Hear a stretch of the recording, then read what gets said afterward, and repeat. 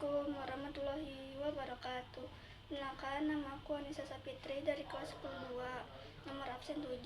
Di sini aku ingin menceritakan tentang dongeng lantuan anu kasusahan. Anakku ya harita kakaran megar, manehna rek muru ka walungan tapi harita poe panas kacida. Anakku ya teh geus teu kuat deui lempang.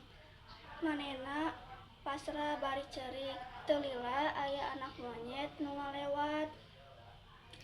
"Hei, sakadang kuya maneh rek ka mana?" cek si monyet. "Rek ka waluyang," jawab si kuya.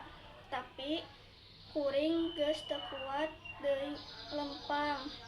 "Mun kitu mah hayu ku kuring digendong," cek monyet ka kuya teh.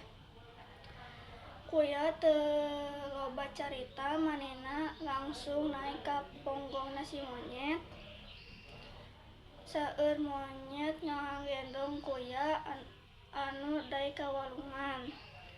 Barang nepi ka walungan teh